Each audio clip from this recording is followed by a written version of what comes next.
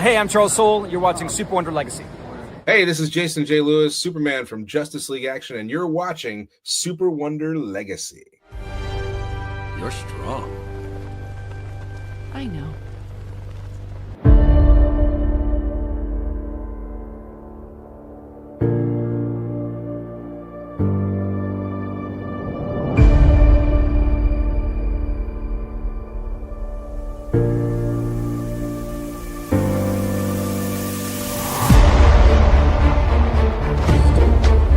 Are you a sight for sore eyes?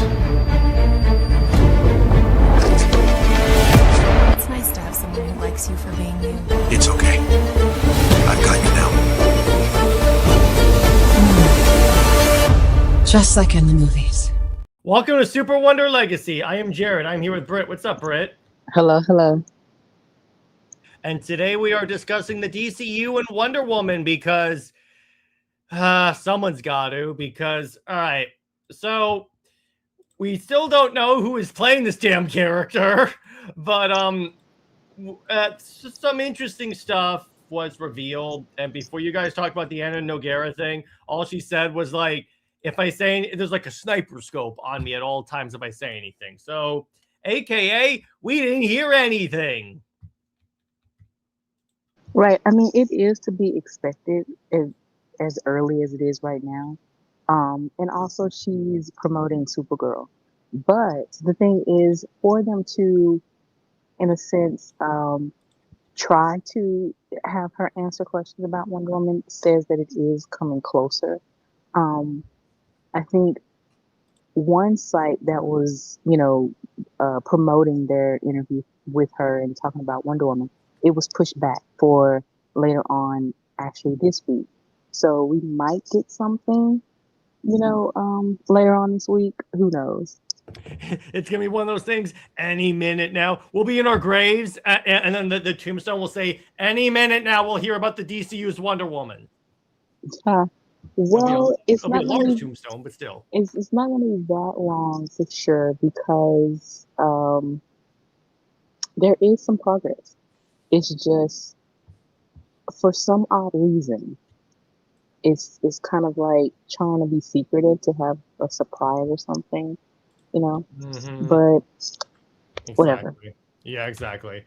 So the DCU, so we're talking about the current state of Wonder Woman in the movies, because it's like, the thing about it is, so we're getting, and so so as soon as I posted the promo post of our episode of this episode, Britt, someone retweeted and saying the fact that we're getting a Supergirl movie before a Wonder Woman movie is astounding. And I'm like, yeah, the problem is, I'm like, okay, wait a minute here. It's like the problem. It's like, and again, let's be very honest. The sole reason that Supergirl is getting a movie first is because all of the original projects, for the most part, are based on Gunn's preferences. Hence, why Supergirl is based on that crappy Tom King book. But this one, he's not. He's straight up said he's not a fan of the big dogs, and he once said he wanted Peacemaker to be as big as Batman. Well, that's not gonna happen, brother. Well, that's true, but it's also more to his preference. Actually, there was, his preferences were within the projects that weren't shown and were. So, of course, those projects that weren't shown didn't have much of a foundation, and the ones that were revealed, it's either he had it in his mind, kind of like The Authority, or exactly The Authority. You had this idea in your mind, but it just doesn't come in fruition as he expected. So yeah, a lot of musical chairs being played with a lot of projects, and I would say that Supergirl actually was something that was going to be done anyway. You first had Sasha Kaya, or Kaya. Um, her movie was actually written by Anna too, and it was actually adapting, I think, Being Super, Mhm. that book for Supergirl. And well, of course, that couldn't be uh, in production because they wanted to switch out Supergirl actresses, and DCEU ended, so that movie didn't come about. And so they moved on to the next one shot standalone Supergirl story, which was recent. And yeah, he does have a Tom King bias, but it was them looking for a Supergirl standalone story, which Exactly. is so is just out of luck or whatever that is Tom King's book. But even if it wasn't, they would have adapted any other, standalone story for Supergirl. Britt, are you sure you want to refer to them adapting a Tom King story as luck? Wh- I'm saying luck, quote unquote, for King, but of course Yeah. the fans is not luck for. Well, yeah, Um, exactly. and um, with Wonder Woman, we know that you know even though DCEU was fumbled and stumbled, tumbled on, everything like that, she did. She was one of these successes that could have, kept going. But obviously, you weren't going to have Gal come to a new universe and have Wonder Woman still old. She's already old as dirt in DCEU, so making her older in this new verse didn't make sense. They did want a Wonder Woman 3, and they were even fast tracking it. But of course, James Gunn had other plans. As far as his Wonder Woman stuff, I would say that no, it was not going to be a Wonder Woman solo. That kind of came about because of Zaslav. Yep. Um, Because it's and, very suspicious that as soon as Wonder Woman was named as like the pillar of DC, that's when we got announced as a Wonder Woman movie. I'm like, oh wow, all right. yeah, I bet you the Zaslav called him up and went, "What are you doing?" yes, the first batch of movies were C-listers, yes. And it wasn't anything to do, with the Justice League or building up to it. We were going to have a Justice League movie at the end of the chapter one of Gods and Monsters, but I guess it was kind of like because he wanted to be a lived-in already universe. It's just the team comes together, but it's so quick and it's just there. It's no true build-up. So it's kind of like he had to scale that back a little bit and start introducing the characters that are recognizable. Yeah, because even Saffron said, "Don't expect a Justice League movie for a long time." Which that makes sense, and I would say that it's because you don't have a Wonder Woman yet, and that is something that you do. You need to have your Trinity. Batman is going to be introduced in Brave and the Bold, but even with Brave and the Bold, that is not coming about until Andy is done with it season 2 and whatever else he got going on. Yeah, Um, exactly. But so Cameron says at the time that phase one looked promising. Looking back, and I'm like, oh no, yeah, right, trust me. um, Because remember when he said, "Oh, there'll be more stuff announced," and then slowly but surely, all of those announcements started getting like, because it's either actors, writers, the story, the plot or whatever. It just it doesn't fit. It doesn't work. And again, you're trying to build this universe to compete still against Marvel. And even if Marvel is at its stumbling phase, um, it- you still Marvel still has an audience. DC does not. Superman pretty much did the bare minimum and did get some of the audience or whatever, but it's still a long ways to go. And you can't just go from one A-lister to a C, a B, C, Z lister, because that's not guaranteed to be financially successful. unless you introduce the B lister, the B to Z lister in the A listers movie, and they're popular. Well, that's kind of what the idea was, to have Superman introduce the authority and things like that. But again, Gunn had an idea of the authority, but that didn't work out. So you introduce the character, and she she didn't have much of a role but be a lackey for Lex, and that was it. Which is why Then the other problem I have with that movie is that you could have replaced her with Mercy Graves and it would have affected the plot zero. true. And then you have the Justice League, you know, Mr. Terrific, and that does spin out of for Strange Adventures. You have Metamorpho, you know, think Guy Gardner pretty much is setting up the Lanterns with Stewart and Hal, and then Hawkgirl is basically just there, you know, for the Justice League to be set up eventually. But yeah, you don't have your recognizable team. So obviously it would be Wonder Woman next because Batman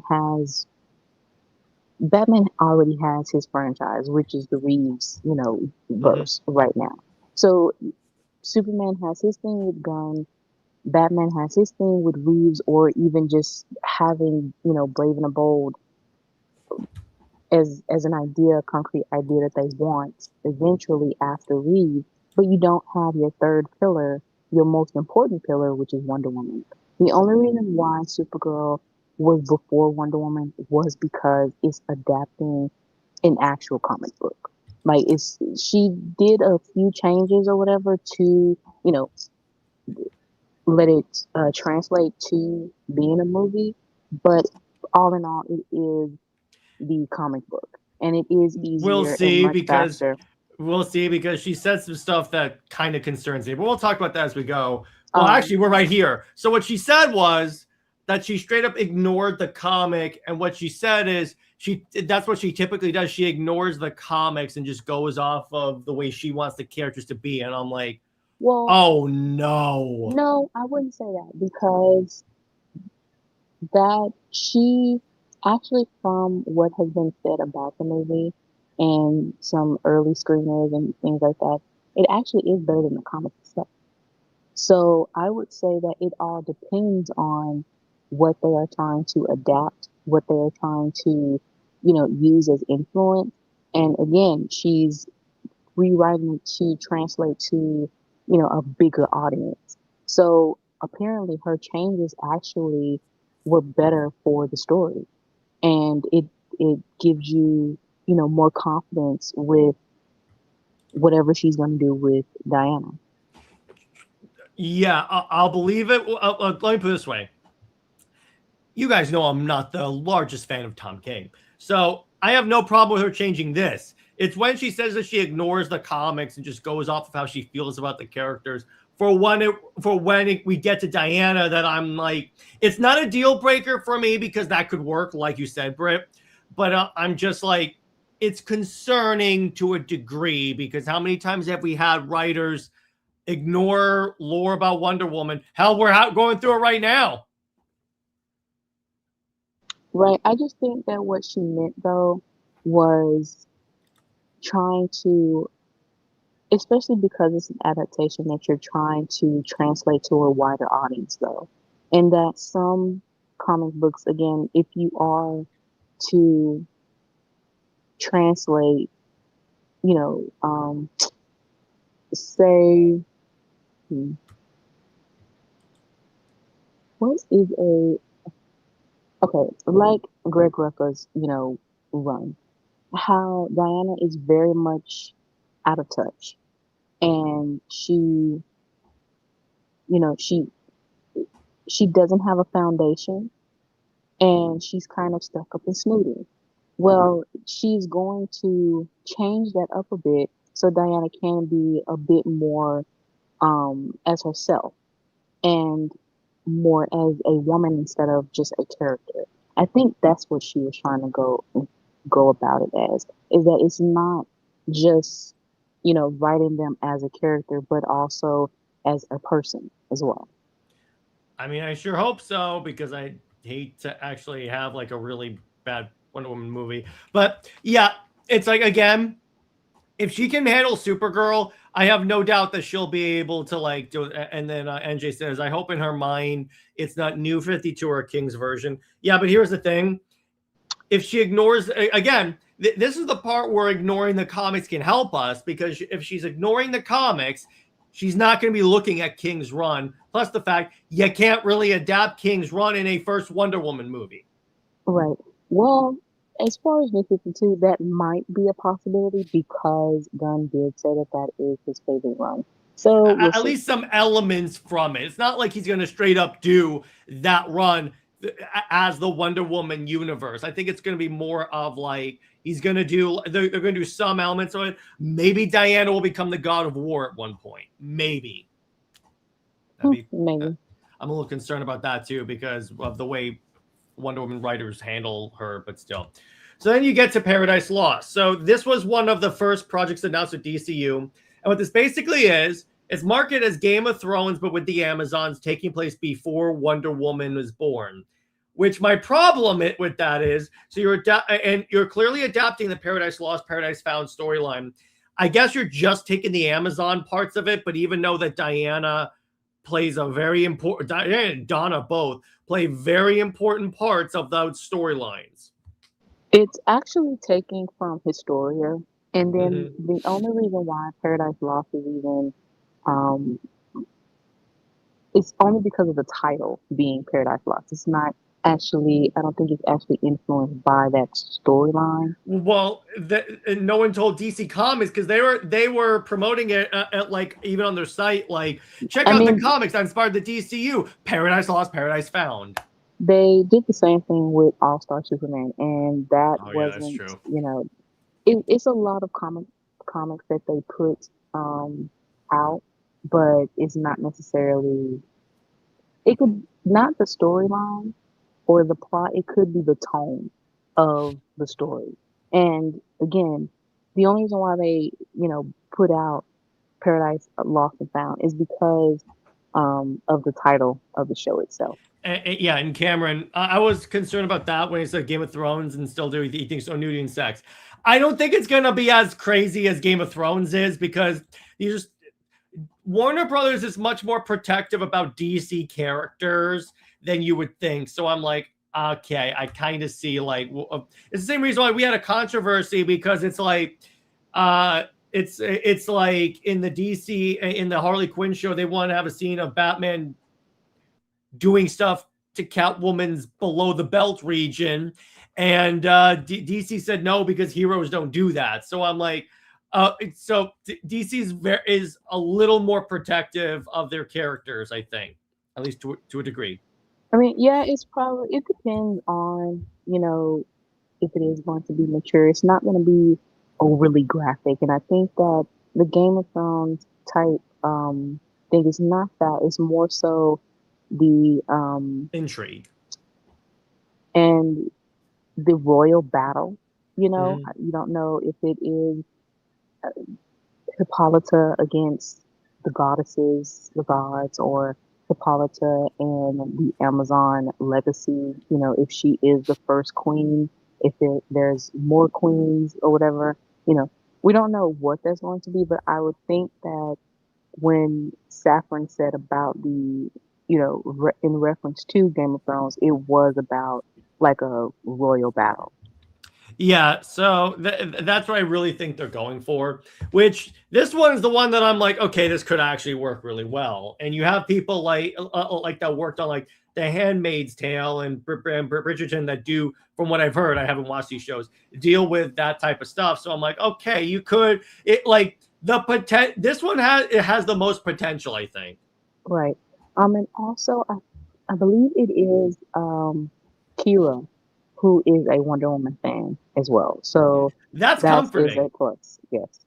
That is very good because it's a good, because let me put it this way, whenever you have Wonder Woman fans in there, now is she saying that for marketing or is she or like Tom King, or is she not? Which I'm more of the not. I'm more of the not. She posted a picture of her dressed as Wonder Woman. Yeah. Oh, is the okay. thing. That works. That works. Here's up, Hunter. Dave says there's a very real chance the DCU doesn't last until Wonder Woman is cast. For all we know, Gunn might use the character like maximize the Wonder Woman stand for his universe. I mean, maybe that's good. If he does that, I'm gonna be really pissed. Anyway, but so as far as like Paradise Lost, yeah, this one the most intrigues me because again, that's a part of like because again, when you have the granted very flawed misconception that no one knows Wonder Woman's world or it's not interesting, shows like this that are going to delve into the backstory of Wonder Woman before she's even born can help at least dispel that. Exactly. This is actually a good thing because you are getting to know the Amazon, um, more better, and that could change the misconception of them that they aren't just baby murderers. They aren't just these warrior women. They actually have, faults. But if, like I said, if it is going to adapt Historia or part of Perez, especially that origin of showing, these women are victims as well, then yeah, that is very much that is a story that needs to be told. Now, here's the question for that. On that, I'm glad you brought that up about the origin because I was actually about to ask you about that. We're so in sync. It's so let's say they go with showing the Hercules thing. What are they going to show with the Hercules thing? I think you know what I'm referring to. It's like how. I mean, yeah, they're going to show vivid. that. I don't think it's going to be that vivid. Do you but think it they'll is, do like the aftermath, like it just happened, and then it's like then the Amazons rebel? I'm pretty sure as graphic or whatever as shown within Perez, you know, uh, that's as far as it'll probably go. Mhm. Again, it depends on the rating of the show. If it's PG-13, they will show kind of like somewhat of something, but allude to the rest and show the aftermath. If it is a mature show, then most definitely they'll probably show a little bit more, not as graphically uncomfortable, but it will show you like it's not left up to the imagination. And then NJ asked, "Do you think we'll see Clay Baby Diana at the end?" Sure.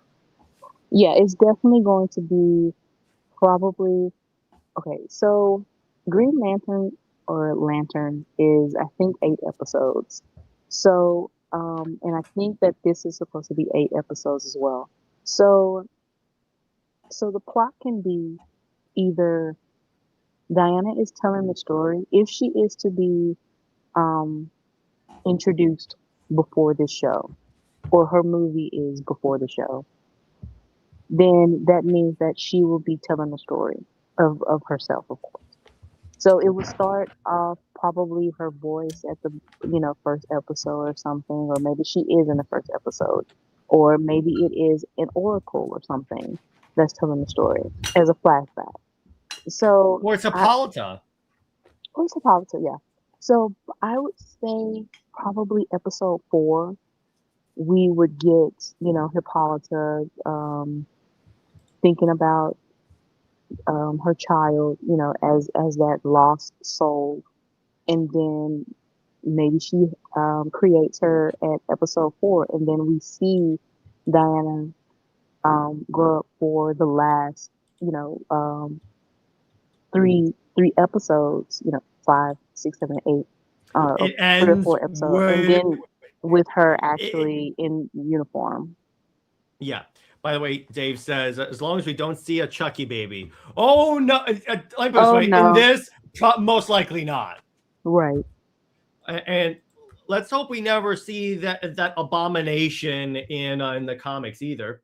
But yeah, but it's like, and for the origin of the Amazons, of the ones you could have picked, I love how the marketing image for this was that scene in New 52 where they slaughter the men on the island, and I'm like, I know that was just used because it's like an image of the Amazons, but I'm like, yeah, maybe not use that image as marketing for this. Right. I think that was only because of. It. It gave the tone of what the, you know, show is supposed to be. It is supposed to be dark, and it probably will be gory. It probably will have that war element. And by Hunter, that's not a thing in the comics anymore. So then we get to Wonder Woman as a DCU pillar. So again, Gunn keeps claiming that Wonder Woman is a priority. This is one of the occasions where I'm sure it's straight up like marketing, because he's straight up demonstrated he doesn't care about Diana. But you already have Superman. You have the you have Schrodinger's Batman movie where it both exists and it doesn't exist, and you have the Wonder Woman movie. But it's like, to your point, Britt, he says she's a priority, but he's not doing anything with her. Because if you were really doing anything, these projects would have been fast-tracked, because I don't think he knows what the word fast-tracked actually means. Well, actually, it is. That is the reason why Anna is writing the script, because Gunn actually said that he needed a writer who can, write something less than 2 years. So she's been writing the Wonder Woman script since 2024, 2025, whenever that was kind of, alluded to. It's 2026. So she's had plenty enough time to finish the script by now. I hope so. But it's just with Gunn, it's like the problem with Gunn is like when you have all these projects and then you have like him expecting the audience to get hyped because of because again, people hate, no one talks about the Zealous projects anymore. No one's talked about Peacemaker season 2 forever, besides to talk about the sucky ending. And when he tries to defend it, he goes, what do you mean that nothing important happened? We had Sanctuary, we had Salvation, and then we had Checkmate. And I go, bro, the general audience doesn't know what that is. You can't expect the general audience to get hyped about something they have no idea what that is. If I show my dad, he's going to go, what's Checkmate? Why should I be excited? Oh, and also Dave says dealing truthfully with Gal Gadot definitely wasn't a priority. Yeah, because remember when Gal said, "Oh yeah, no, Gunn wants to do a Wonder Woman 3 with me," and it's like, how's that working out for you, bro? Right. I think that at the time it was Gunn likes to. I would say he likes to lie. Yeah, because remember when again he said he didn't fire Henry Cavill, even though all indicators is that he did. Right. He likes to play on words, I would say. When he said I didn't fire him because he was too old, and then he literally says he's not Superman because he's not the right age, and I'm like, bro. Yeah, as I said, it's a play on words. Like, someone's got to take that phone away from him. Like, jeez. Anyway, so then you get now this is where the Wonder Woman speculation really took off, because it's being speculated that she's going to be in Man of Tomorrow, and it's like, the thing about it is here's my conspiracy theory, if you will. I'm openly admitting this is a conspiracy theory, because the Paramount deal just got greenlit by the U.S. federal government. It still has some hurdles to go through, but the point is, assume it goes through, because chances are, yeah, it definitely will. But what happens is I think that what's happening is the reason why he's cramming in all these characters is Superman obviously didn't do as well as they wanted it to. Did you know that the toys for Supergirl are already on clearance? Really? Already, the movie's not even out yet. So my thinking is that he's putting all these characters in there because Man of Tomorrow was the deciding thing on if the DC, at least if the DCU under him goes on. Because chances are, if Man of Tomorrow does not do well and Supergirl continues to project as doing as well as the Flash did, and Lanterns gets forgotten again and gets low viewership, he's not going to be head of DC Studios anymore. I guarantee you not. Well, yes, that is true. Man of Tomorrow is a factor on whether we are to get at least a Justice League movie. My if it now with Man of Tomorrow, if Man of Tomorrow flops, let's say he gets replaced.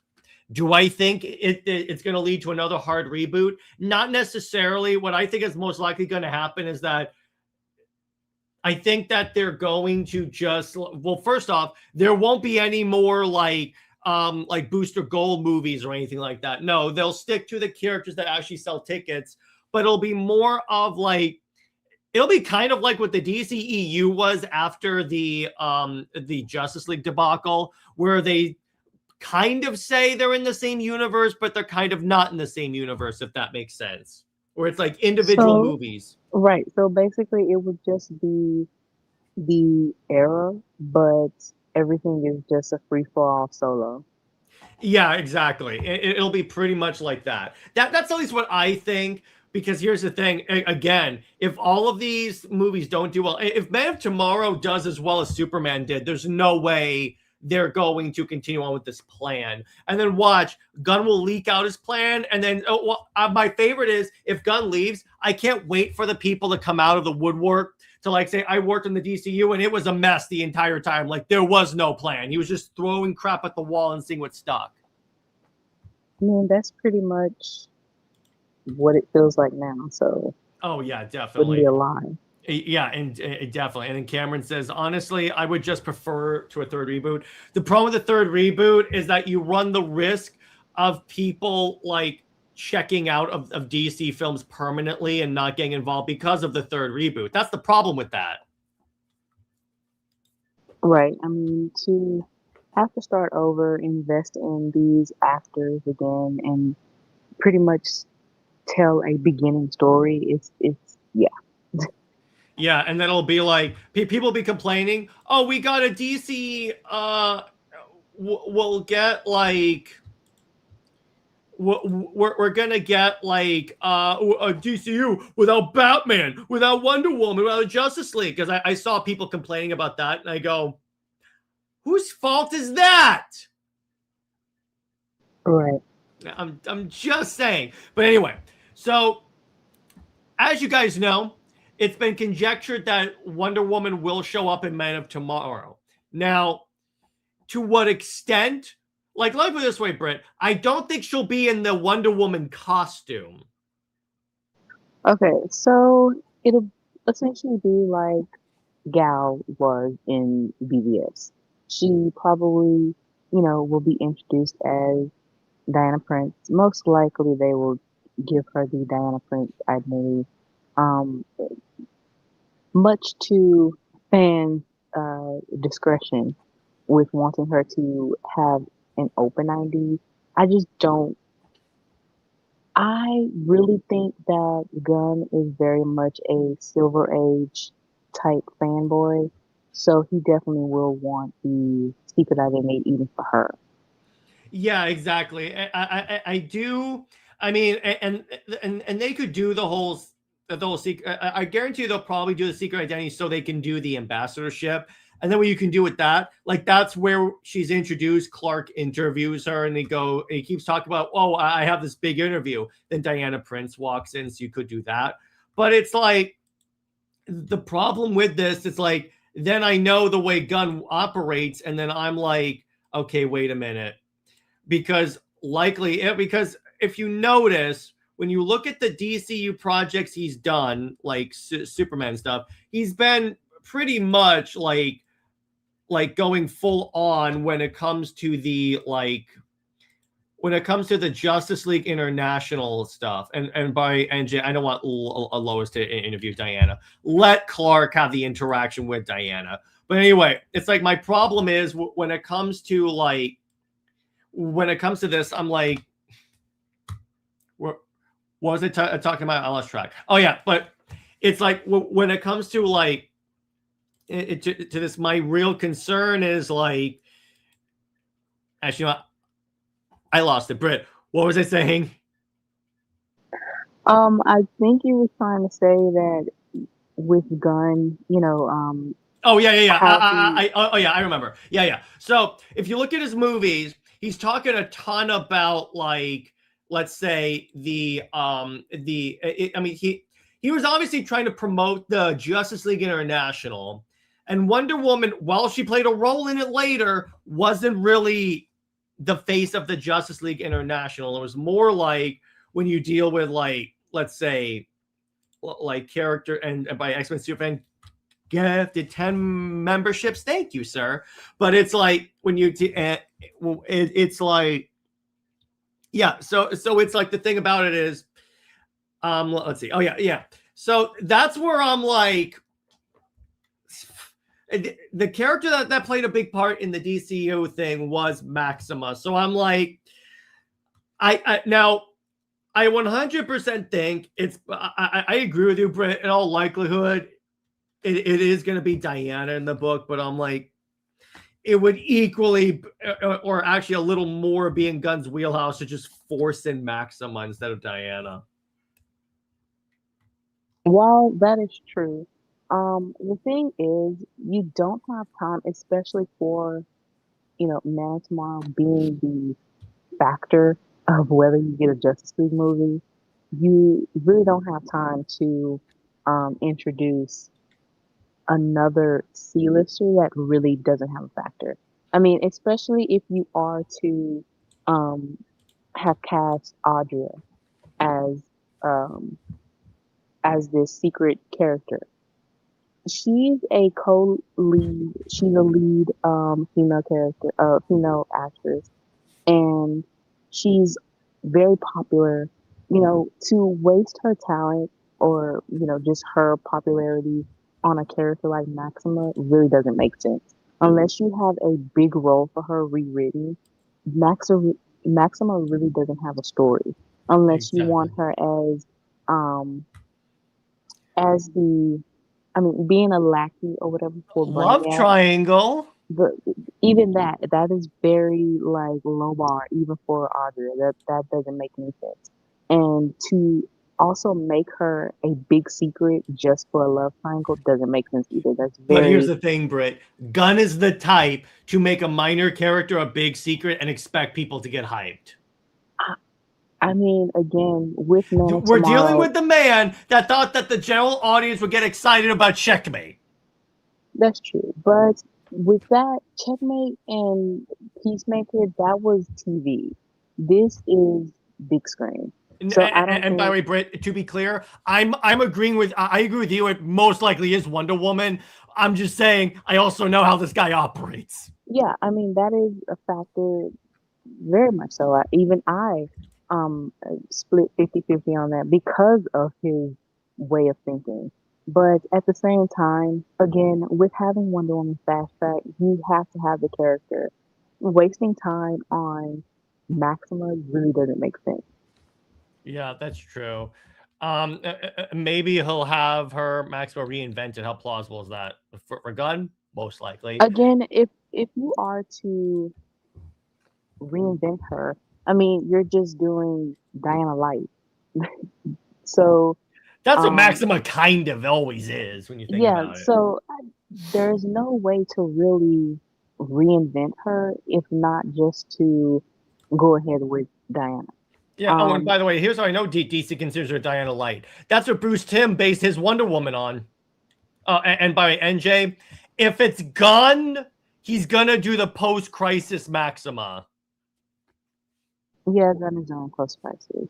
Yeah, not the reinvention that even I admit was not handled well. You could say that like that version of Maxima was great.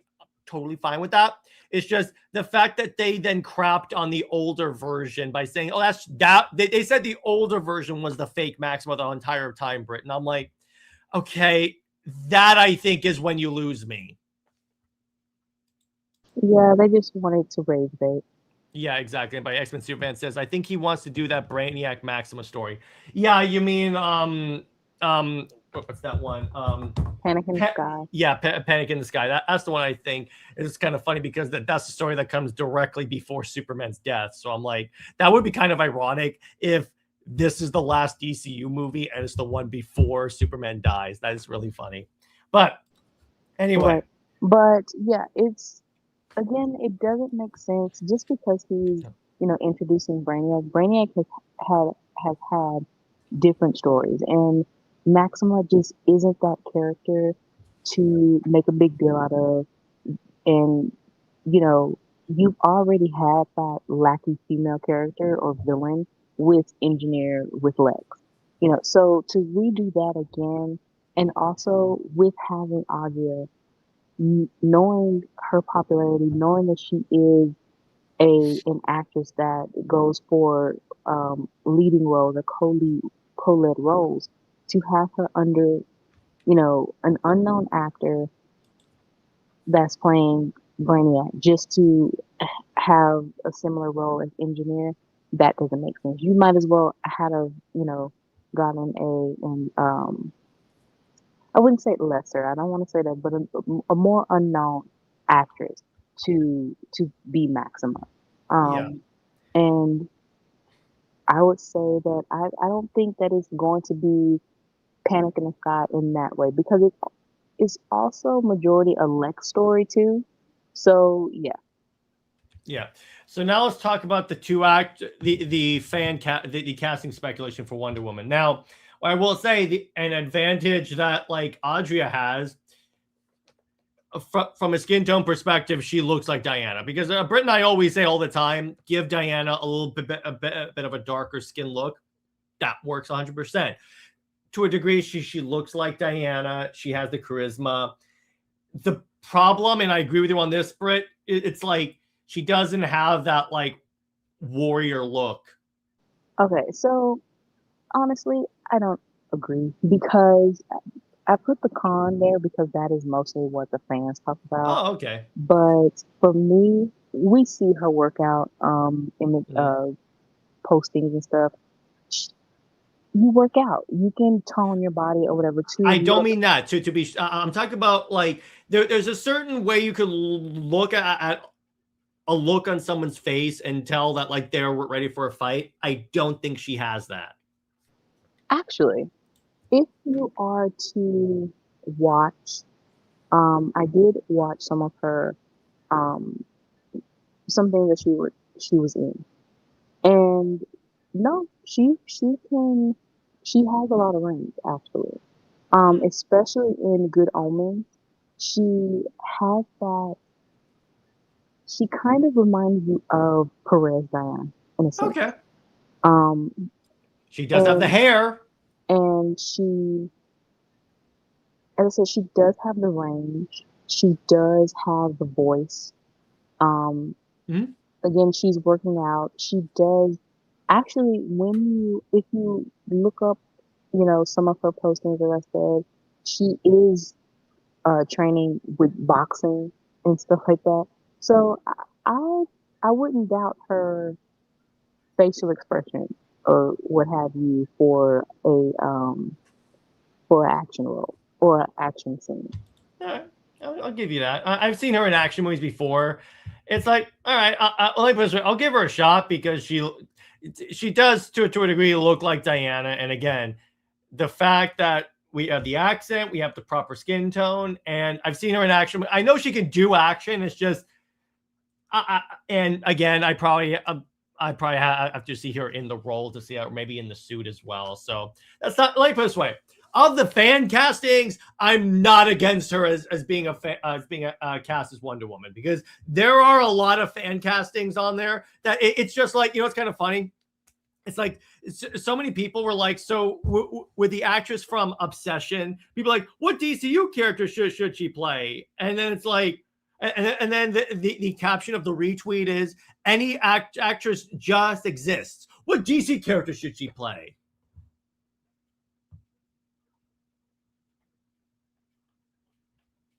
And I'm like, I'm sorry. that gets annoying. I'm sorry, I'm mute. What I said was, honestly, that feels like desperation of trying to get actresses within DC. But yeah, not every role is for every actress. That's true. And then NJ brings up the height thing. I highly doubt the height. And this is what the smartest thing Gunn said in relation to Wonder Woman. He goes, if I really adhered to her comic book height, that would significantly limit the pool of actresses we can have for Wonder Woman. But the thing is, Diana's height varies. True. Just like with the trendy concept being so, early 2000s recent or late 2000s recent, um, the height thing. She was 6 foot only at the beginning of New 52. And by Then the way, Gal was not Wonder Woman's height, at least the modern Wonder Woman height. Gal is 5'10". Mm-hmm. Audrey is 5'7".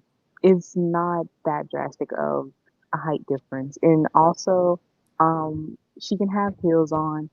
They actually compared her to um, standing next to Michael B. Jordan, and he's 6 foot. So, in it wasn't a drastic, a drastic difference in their height, especially again if she were to wear heels. Yeah, exactly. So there's ways they can make, and plus with certain camera tricks as well, you can make someone look taller. And I know it.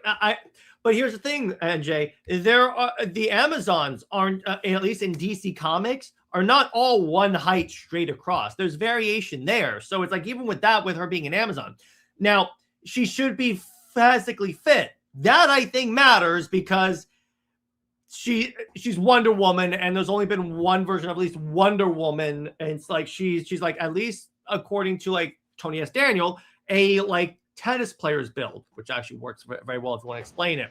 Too many people want her to be like super jacked. Right, pre-crisis Diana was actually, or Golden Age Diana was actually like five. She was 5'7", 5'8". Mm-hmm. So she gradually increased in height from post-crisis. Post-crisis Diana, I think, was 5'11", and yeah, Perez Diana was 5'11", and then New 52 was 6. Rebirth made her 6'1", just to one up New 52. Yeah, that's pretty much it. So it really does not matter, especially if she has on heels and camera work. You don't have to have her significantly tall, because that doesn't matter. And some of the actresses that they asked for that are tall does not give Diana at all.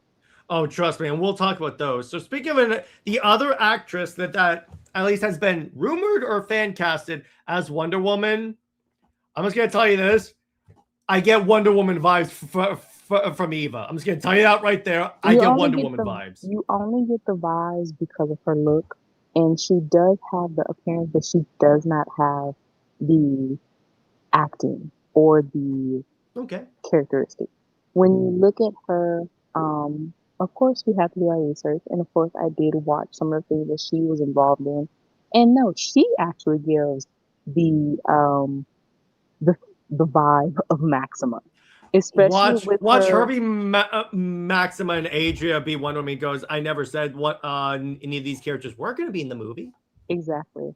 But again, she does have the look, but that's it. Just the darker, hair, or the eyes, it's a little bit more alluring, but her acting wise doesn't give the Diana that, we know.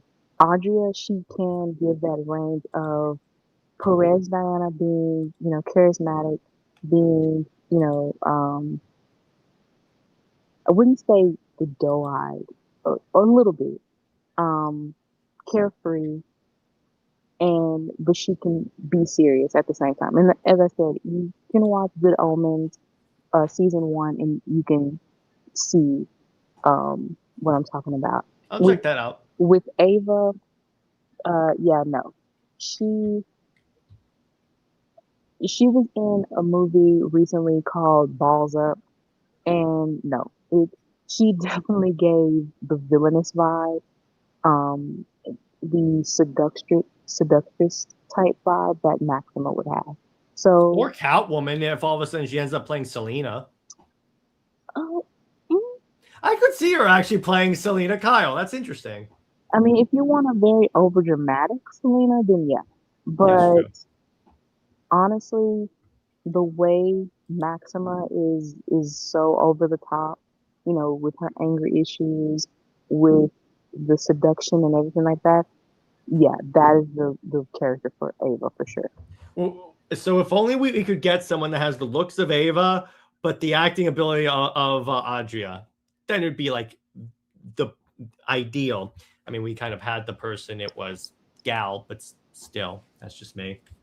But so then we get to the fan court because a lot of these Jessica Green and Camille Mendes from He-Man are the only two that I get Diana vibes from. Right. I also forgot actually, Sarah Piggin or Piggin. I don't know how to say her name, but that is one fan cast that is pushed a lot on Twitter, and from seeing I've seen her in other movies. It doesn't work. and the way I mean, her uh, dialect, her accent, or however she speaks, her tone, and just everything. She does not give Diana at all. It honestly feels like a lot of these, they just look for just a tall American woman and not who Diana is. So yeah, you go down and see Courtney Eaton is just a look, but she doesn't really give the Diana vibe. I think that she did, you know, she online and did see the fan casting of Wonder Woman and she picked up some Wonder Woman looks, but again, I don't think that she could really get Diana, her character. Then Camila, she was in a Netflix show. Still, they are solely basing it on her looks. Um, Charlie, I would say Charlie Fraser is the only one that is tall but has like the darker skin tone. And she can act, so she's okay. Jessica Green, I've seen her in Outpost. I've seen her in, I think is called The Librarians. She's pretty okay. The other thing I recommend you say, it's a Netflix show, but you could probably find it on certain sites. It's called Rome. She plays Cleopatra. She gives off that royal type of vibe that you would also want with Diana. Because that's the other thing that you need with Diana. You need someone that could also be like the princess, even though Diana's not really, that doesn't really lean into being a princess that often. Exactly. And that's another thing is that if you are to cast Ava, she would definitely give that spoiled princess vibe. And if you also want to talk about height, Audrey and Ava are the same height of 5'7", but for some reason, Ava looks so much shorter. Mm-hmm. That's So true. yeah, so it's all about camera angles, and honestly, Audrey is the best because she can pull off looking much taller than she is. Yeah, but it's like all of these, to your point, are superficial, like people going, oh, I saw this person in this movie. She could play Wonder Woman. And I'm like, oh, and also NJ says add Frida Gustafsson too. It's like anytime a movie comes out, it's like she could play Wonder Woman. She could play Wonder Woman. And I'm like, I've seen these actresses in other stuff. And I'm like, especially Elizabeth Debicki, I saw her in another thing. And okay, Britt, would you agree that the Wonder Woman actress has to exude toughness in some way? Right. Elizabeth does not. She does not. I've seen her in multiple roles, and I'm like, no. Yeah, they asked for her because she is tall. That's it. And that she played Princess Diana. Yeah, I That's know. it. Superficial, but then it's comic Twitter. So here's the thing about Diana's height of varying. Isn't that interesting? And yeah, so we have the superficial criteria of actresses. And again, Gunn had a good point where he goes, that would significant. Very few women, if you want to go with the modern height of Wonder Woman, are that height. So it's like you're already like limiting the actresses. But then to our point, you don't need a freakishly tall actress to play Diana if she's in the heel boots, because you could give her boots that are actually heels or like have a heel component in it, and then guess what? You have that problem solved. And then you also have like the way the camera is positioned. There are a lot of film tricks that you can do that would actually like nail it, but you don't have to like prioritize casting a tall actress. Exactly. So and it's like you don't necessarily need the tall thing, because here's the thing: her height has changed, but also since when is that like an important? Let me put it this way: her physique being more like athletic is more important than her height. So I guess Dami Mommy is off the table. Yeah, sorry, Cameron. We're not casting Lady Demetrescu from Resident Evil, but it's like even the gods vary in height, especially in the new 52. So like you don't necessarily need like an abnormally tall person to play a character. Then you have the age, Britt. We all know you love it when Wonder Woman's ancient. You better be glad I had that on mute. No, I do not want her before Christ's age. No. Before Christ's sake. I love how every time you talk about Diana, she gets older and older. I mean, that's how the fans act. Like, she has to be that old. That is that's a new Brit. That's a new Britism. Before Christ's age. I love it. But it's like, let me put it this way: you can have to what so that I understand what you mean by that. I mean, I know what you mean by that, but just so the audience knows, she could be immortal. It's just don't have her be ancient when she meets the Justice League. I mean, yeah, let her be born or, made to play modern age. So if she, just like New 52, she was literally 23 years old at the right age. If she even, so from 23 and beyond, that is her immortality. It is not her already 23,000 years old and, already jaded and having to be in wartime and trying to explain why Steve is still quote unquote young. No. Yeah, it does work, and I agree with you. It does work, particularly if you want to ship Diana with everyone. I'm surprised the Minerva shippers were haven't gone like more against it, because guess what? It makes Diana a word that I can't say on Twitter, on like YouTube without getting demonetized. Let me put it to you that way. Right. So it's like, why would you want that? And so anyway, I think we've talked about that. And then we have the skin tone Eurocentric bias. Here's the thing, Britt. That's why the DCU people don't want the accent or the skin tone. Here's why. Because they just want the DCAU Wonder Woman to be the Wonder Woman. That's it. At least the DCAU fans want that.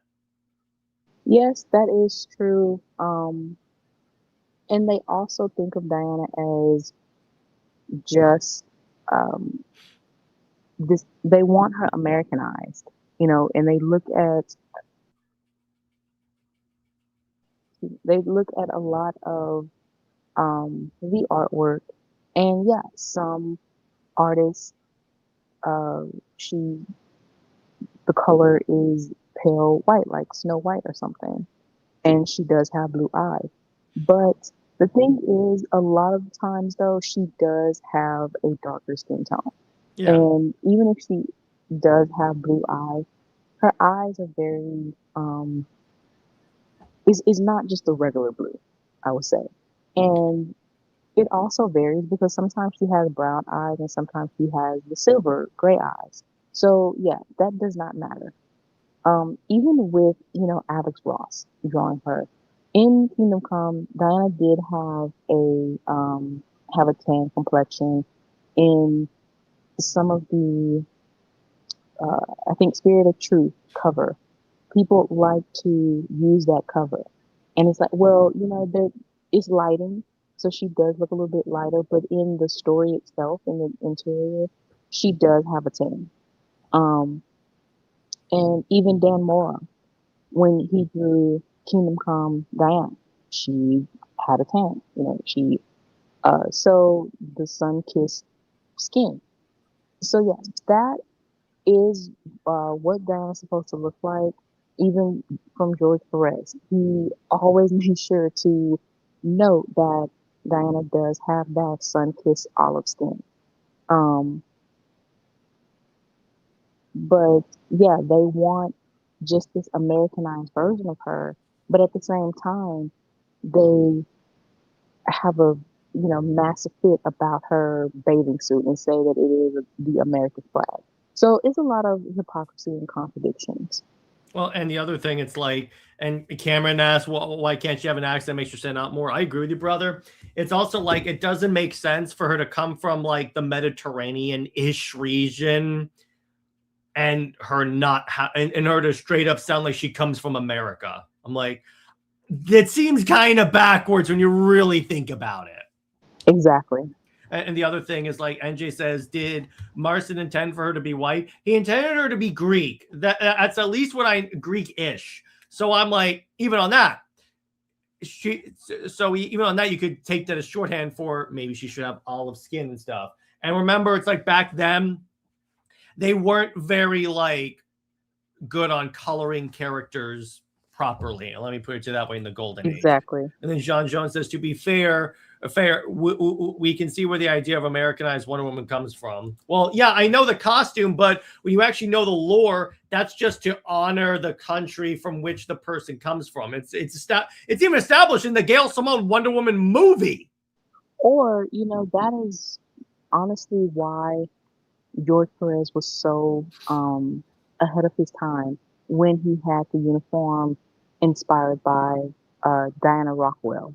Because it was an American woman who came to Themyscira, crash landed on Themyscira, and it showed the progression of man's world, that women have changed and can be independent, can be, or what they saw as warriors and things like that. So she became the inspiration for the suit.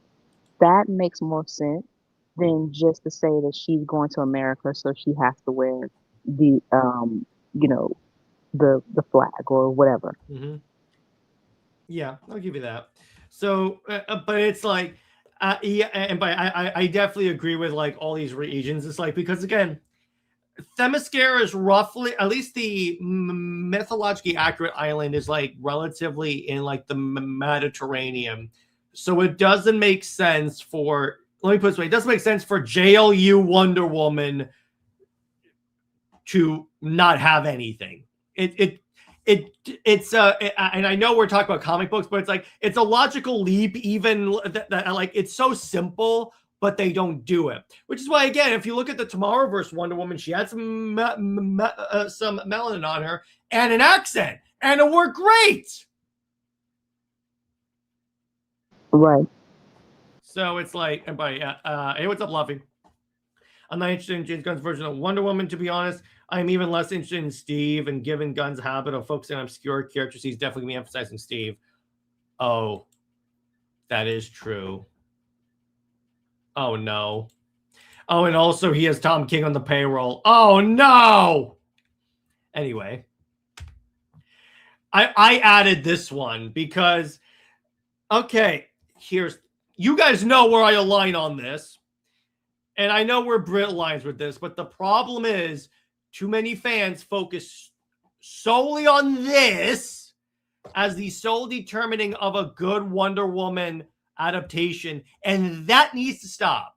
Partly because they make up the lies about the Marston family. Like, someone straight up said, Britt, so I brought up that like the Marston family disputes, because okay, that Marston movie that's based on a book that the family straight up said is not true.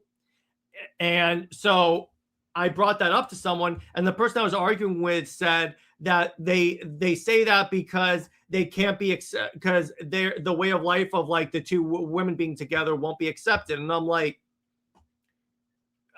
yeah, there are issues today, but it's like no one would really care. If anything, people were like, okay, that makes sense. But it's like, when you look at according to the actual way the Marstons were, it wasn't the two women did not be together when he died, first off.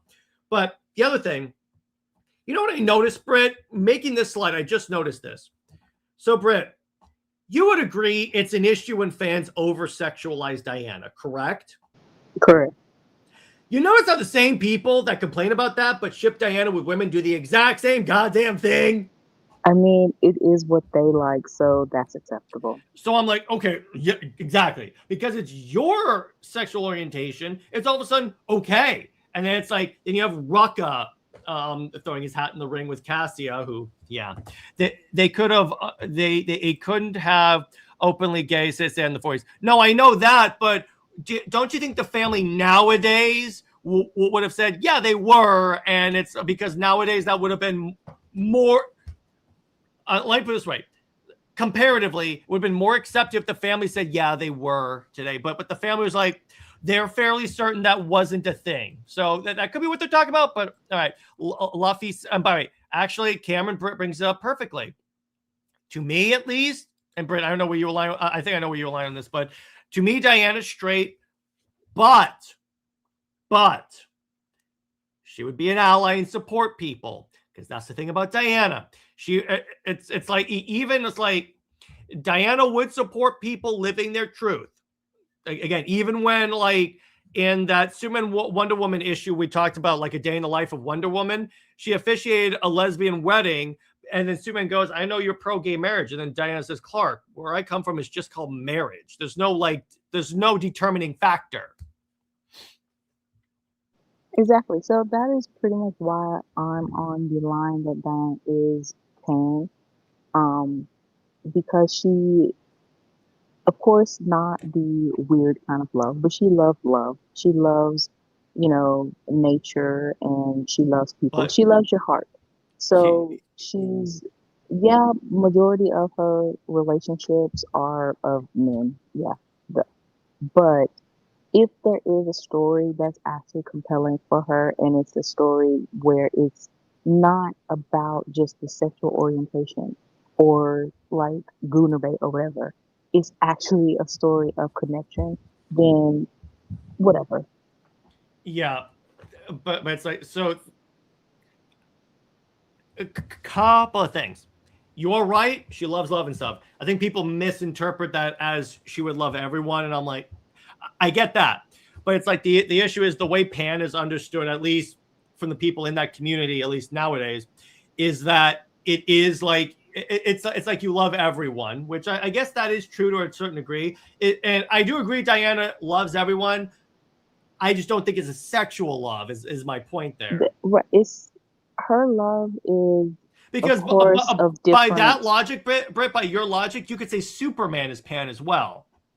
I mean, he's an alien, so yeah. Yeah, but even, and then Cameron says, and if she's gay, okay, fine, just don't have her be with Cheetah, Grail, or Vanessa. Well, remember the way these people operate, because again, there were so many people saying about that they like it because it's a toxic ship, and I'm like, no. By the way, you'll love this, Britt. I put out my "Don't Put Diana with Cheetah" video. And one of the comments by someone that was trying to catch me and oh, you're a homophobe thing was, they said, have you done a video criticizing her straight pairings? And someone legit put in the comments, he literally talks about how Steve sucks. Right. I mean, I don't like that deflection, because you're trying not to have any criticism and thinking that this is flawless or whatever. No. Every ship or whatever, or, they have their faults and flaws. We pointed out when SuperWonder was not done properly. Right. So I honestly just think that that's very much a cop-out. And it really should not be something that's said, especially to somebody, and to personally attack someone's beliefs or anything like that over fiction. When you didn't even watch the video, because in the video I said, you know what, I never once said I don't like it because it's two women. I just said I don't like it because because I don't believe in toxic relationships. Exactly. That's it. So Which it's Diana like, should never be in a toxic relationship. I don't know why, people think that the character that is supposed to represent, respect for True women. love, right? Yeah, true love, respect for women, and female empowerment, and you want her in a toxic relationship. That, what is that supposed to mean? Exactly. But it's one of those things where you can't, like, and by NJ says, isn't Pan mean romantically in love with any being she fell in love with? Yeah, that's the commonly understood way of saying it. That's why, Britt, I know what you mean. I just advise careful about the terminology you use, because nowadays that's taken in a very different way. I mean, well, folks can take it however they want to. I don't think you should waste time having to explain the very complication, a complex way that Diana is to love. I mean, it's You know these quite people will, obvious though, and Britt. common sense, right? It's quite common sense that her love is of different degrees, or she exemplifies the different levels of love. So, Yeah. that's my meaning and understanding of her. But yeah, whatever. Shippers are gonna be ignorant or whatever, and that's just on them. We all know they're all idiots. At least the ones that aren't us. But anyway, shared values attract, having opposite paths is yeah. But and it's like I blame a lot of writers like Rucka and Simone for feeding into this. So I'm like, it's just, also again, they complain about discourse about Diana being only about a love interest, but what do they only talk about, Britt? The love interest. Exactly. So that's why I had to add the slide, because I'm like, and here's the thing. As this relates to the movies, chances are they're either not going to address it or just have Diana be straight in the movies. So that's it. But I mean, she is a global character. So so yeah, you need that. You right. need to, you can't afford to alienate it, because here's the thing. When it comes to Diana, because when it comes to Harley Quinn, and by actually, Britt, I want to ask you this: define a global character real quick, because I know what you mean, but like I want the audience to know what you mean. Well, meaning, in other countries, then that character will basically be banned, because of religious reasons or because of values and things. And sexual orientation is one of those top things that, very sensitive in some other, countries. So it might be acceptable in America, which really is not because of so much of conservatism, but, it's really restricted in third world countries. Yeah, So, exactly. That's the point. So it's like you can't afford, and before anyone brings up Harley Quinn, she's already, for all we know, she already is restricted, but no one hears about it because it's Harley frickin' Quinn. And second off, it's different when you're dealing with the face of the company, or at least one of the that they try and say is the face of the company. Exactly. And by the way, NJ brings up a good compromise. Just have her be single, no love interest. Honestly. Hey, here's the thing, and Britt and I have said this. It's like, hey, how about you have a run where she doesn't have a love interest? How's that? Yeah, that's pretty fair. That way you don't have to deal with it, and because that's what the Perez run did so well. It didn't really do that. Yeah, it touched on Superman and Wonder Woman, but that never dominated. That was brought up in an issue, left mainly because of Superman editorial being idiots. But the point is like, there was never a love interest to distract from the main story. It was all about, okay, how do we develop Diana as a character? Let's focus on her because we're reading a Wonder Woman comic at the end of the day. Exactly. Anyway, so next up, let's talk about the strengths of the fan cast. Like a lot of them work. And here's the thing: Arjona is of the actresses that you and I talked about, and the ones that I see all the time being like cast. Adria has more of a global name than the others because she's been in like blockbusters and such, and streaming movies that have been seen globally. So you have that advantage. The second off is like, yeah, I mean, again, Adria does look like Diana, and honestly, the ideal version of Diana. So that definitely works.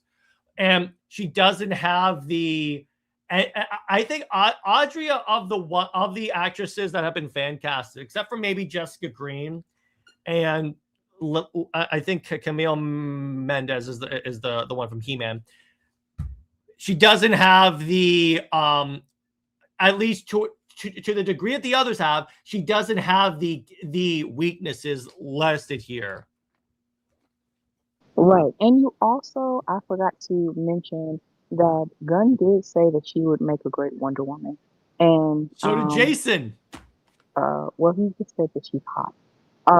And Adia did say that, with being great friends with Gunn, and he was the one that gave her her first job, as an actress. So I would say that it would align that he sees the potential of her being, his version of Diana. Yeah, so that could work. And again, it's like of the fan cast, she's the one that, yeah, I may have characters that I think would align better, but I'm not against her at all being Wonder Woman. So if she were cast, it'd be like, all right, fine. It could be worse. It could be the other, it could be the really bad fan cast. So then we have the comic book inspirations, because it is ostensibly based on a comic book. They claim it's Paradise Lost, but as it said, it's most likely just the fan cast and stuff, or the fan cast, the marketing. It's, yeah, particularly if they bring up, because Historia, in addition to being like the history of the Amazons, it very much is a Game of Thrones like storyline when you really deal with it. Exactly. So I really just think it's all about the tone. Yeah, so and even if they went with that tone for the book, because that tone is like a Black Label, so it can be like mature, but considering what they did, the only thing they really did in the book is showed Aphrodite's boob, really. So besides that, it's like, if they went with that direction, I'm like, okay, fine. It's not. But if I really hope I don't all of a sudden see Amazon saying the F word constantly, because that's for some reason what all of these projects have been so far. Can we get one DCU TV show that isn't a mature R-rated show? Right. Okay, that's the problem, Britt. And I do agree, this being like mature would fit. I just, from a perspective of these supposed to have different tones by Gunn's own admission, can we get them with a different rating? That's just me. That's just me. But yeah, so and again, in terms of like the Paradise Lost stuff, again, that's probably like there will be an Amazon Civil War at one point, and maybe the Banner, because I think, correct me if I'm wrong, but didn't the Banner debut in this? Oh no, it was Perez. It was actually, you know what? Wasn't it the one where Artemis becomes Wonder Woman? That was Loeb's. Yeah, so I'm pretty sure it was Loeb's that at least debuted it, or maybe Perez. Anyway, so speaking of this, so I didn't know that people really want the absolute Wonder Woman story to be the basis. In all likelihood, Britt, the other reasoning why I think they would be pushing for this is because it's like the only good Wonder Woman book coming out.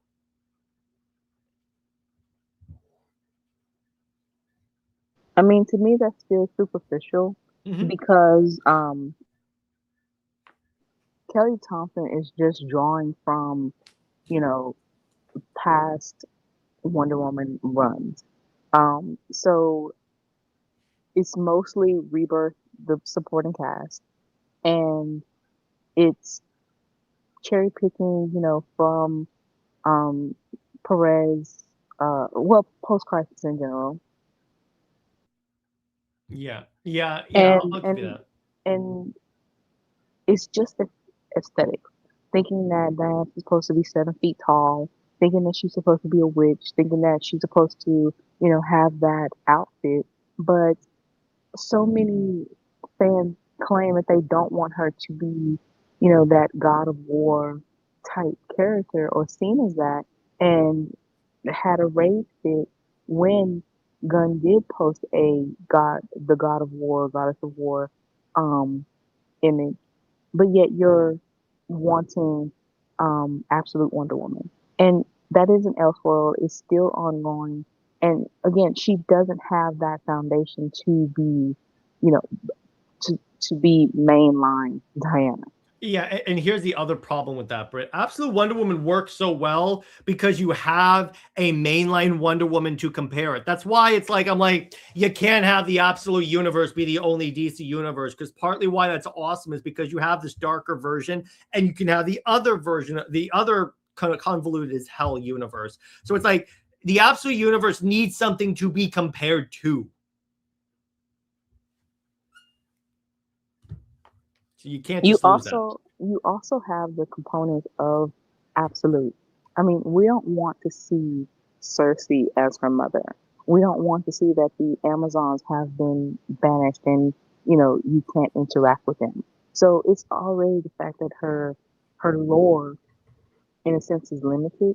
And again, from the story itself, it's her going on adventures and stuff, and it's other characters coming about like Zatanna, but she's not part of Diana's supporting cast. And the supporting cast that she does have, they still aren't fleshed out. I don't really care for Etta. I don't know her, to care for her. And then you have her sister, who's an OC. Again, not much has been done with her to care. And then you have Steve, which is just Steve. Yeah, And just Steve. That's not really something compelling.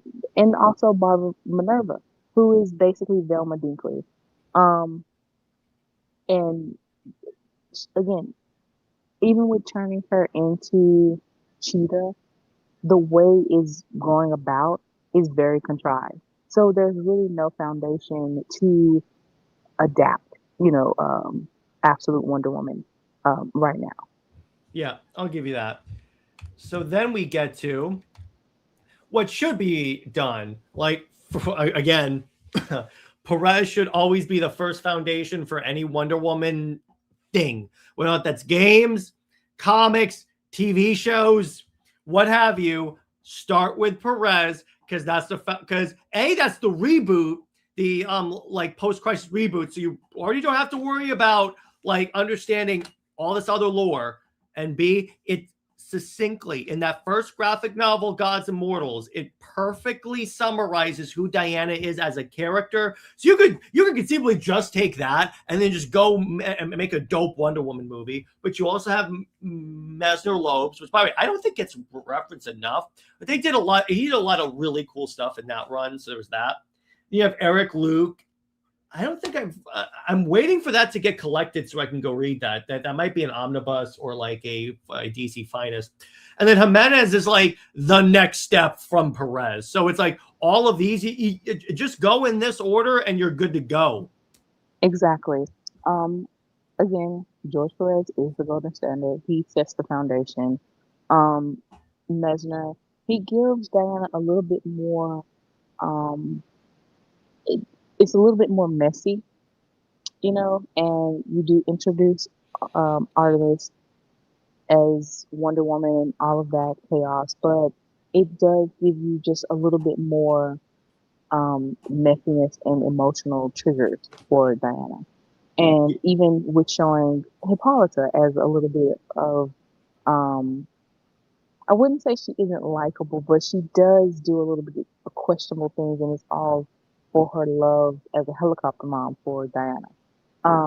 Eric Luke, with him, he tried to maintain Perez's foundation, especially with her relationship with Clark, and establishing them as best friends with those unresolved feelings.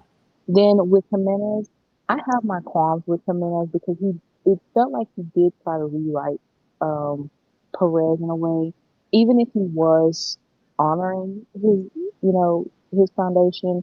It felt like he was editorially driven to rewrite certain things, kind of like Wonder Woman 170, with the Lois interview of how Perez had already given an interview and Diana had more confidence. When Lois tried to talk about Clark and showing her insecurity about that, Diana, shot back at her. and it was like basically it's not his business. But with Jimenez, it was like he was trying to justify um Lois and Diana calling her or reassuring that Diana doesn't care for Clark as she did. Even and then he had Lois lost after his OC, which Exactly. And then you introduce Trevor Barnes, who is you not only are you trying to shade Steve Trevor, who is old as dirt already and like Diana's father figure, so he really shouldn't have been mentioned, but also to get her away from Clark.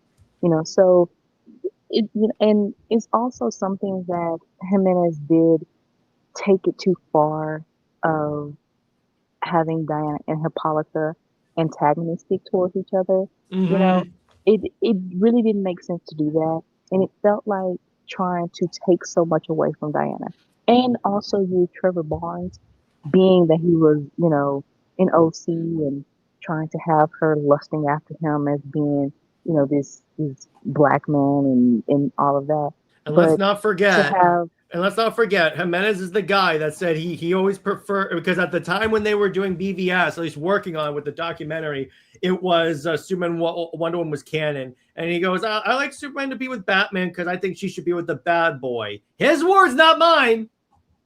he likes Superbad, you meant Wonder Woman, but but Mhm. yeah, he was trying to. I mean, his first arc was Gods of Gotham, so that really tells a lot. And yeah, as I said, he was trying to rewrite where his first arc is trying to have Diana and Bruce closer, and reassure Lois, and also have Trevor Barnes, and even with Trevor Barnes and Diana going, to his hometown and things like that, it felt like he was writing her as like this snooty princess that needed to be humbled. And that, again, was not the Diana that we knew from Perez. She might have grown older, but that's not her. And you also have even just her and a lot of antagonist ways, even with Vanessa and Julia too. It just, even if they were on the outs because of what happened to Vanessa and everything, they still had that mother daughter, older sister, younger sister love. So I really don't like how, a lot of that just went to the extreme to make Diana seem like she was selfish or she needed to be humbled. Yeah, And then you exactly. have Rucka. Rucka's, Mhm. I would say his first run and only the part of the political exploration would be used because of the ambassadorship. That's the only thing from that. But other than that, no. Rucker's run is definitely out.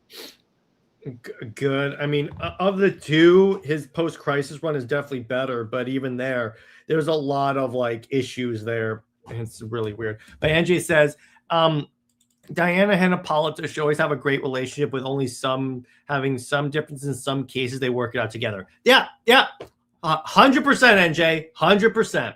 So then we get to essential stories. Legal One, yes. Particularly, can we get that as a movie so we could see Wonder Woman take out the entire Justice League so people stop doubting her strength?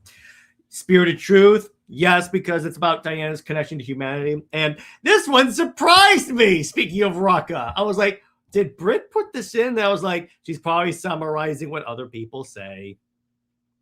Yes, as I said, only the ambassador part, nothing else.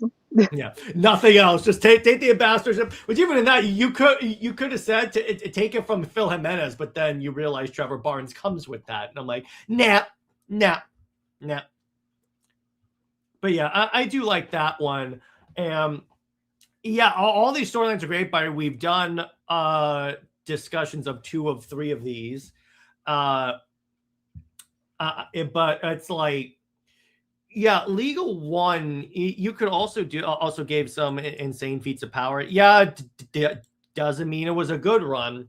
And the thing about League of One, and like, you could take League of One and Spirit of Truth as one book, because here's why. Legal One talks about what Diana is as like a, for lack of a better term, a goddess or like a hero or something like that. What she's willing to do. The world comes first. Funny how Tom King has no conception of that. And Spirit of Truth is Diana as someone other than being Wonder Woman, because that book is all about her discovering how to be someone other than Wonder Woman. That's why she goes to Clark, because she's like, you're the subject matter expert of having an identity. Right. So then we're going to move on and then get to, you need her to be the ambassador first and warrior second. And again, so here's the thing. Let me talk about this. There's this line in the He-Man movie that I'm going to bring up because it perfectly summarizes Diana. So Adam in the movie is very like peaceful, and essentially what happens is, so the way the story goes is, Man-at-Arms goes, I know you scoff at like the trigger happy grunts, but if someone's charging at your family with a sword, what are you going to do? He goes, yeah, you're going to fight them, right? And then Man-at-Arms goes, no, you're going to protect them. And he goes, the thing about it is like, what people scoff at being a warrior is not about like going to war and like killing stuff. It's about protecting what's behind you. That's the difference between a warrior and a killer. A killer is just killing for killing's sake. A warrior is the one that's killing to protect another person, or like fighting in this case. But it's like, that's why I think people miss so much when they talk about Diana or the Amazons in DC being warriors. It's not like they're like the warriors that will just go out and just raid. They're not like Viking warriors or something like that. Right.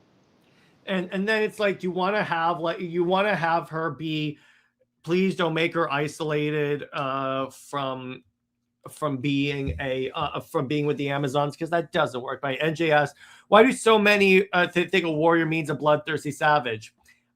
Because people have a superficial understanding. Why do you think, Britt? That's pretty much it. When you think of warrior and you think of Amazon, that is, and having the depictions of quote unquote the realistic version of Amazon throughout not just DC but in other media, then yeah, you are going to go into that. But but that's the thing. DC's Amazons are peaceful warriors. Yeah, it's not a contradiction. So, and then you also want. See, here's the other thing about this. Here's why it doesn't make sense that Diana has not gotten a DCU project released yet. Hey, Britt, what's the name of this chapter called? I mean, that is pretty much why you would think that with them fast tracking the Wonder Woman movie, it connects deeply into the Gods and Monsters title. She kind of takes care of both of those. Exactly. So I would think that is why, and she would be essential. I wouldn't be surprised if it's just so in the opening crawl of Superman, he could say it's an age of gods and monsters. Oh, yeah, that's very superficial.